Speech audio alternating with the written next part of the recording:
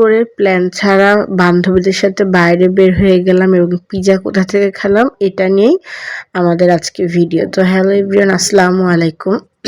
অনেকদিন পর আমি বড় ভিডিও আপলোড দিচ্ছি নিজের ভয়েসের।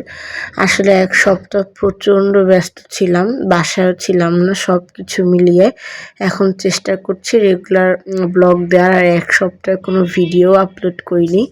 যাই হোক, আমি তখন মিরপুর থেকে একটু সেক্টর 18-তে গিয়েছিলাম, আমাদের টুকটাক কাজ ছিল।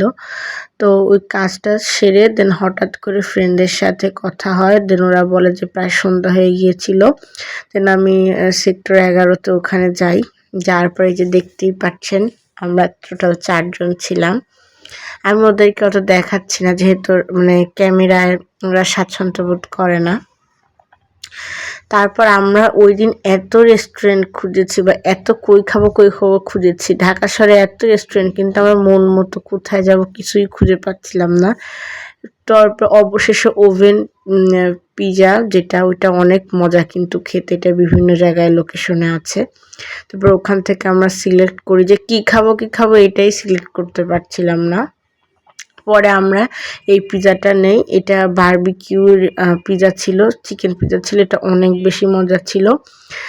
পরে আমরা ওদিন যে আমাদের কি হয়েছিল, আমরা ঘুরে ঘুরে এত রেস্টুরেন্ট, তাও মন মতো হচ্ছিল না যে কোথায় খাবো। তো এই তো ভিডিওটা এই পর্যন্ত, সবাই ভালো লাগবে। আল্লাহ হাফেজ।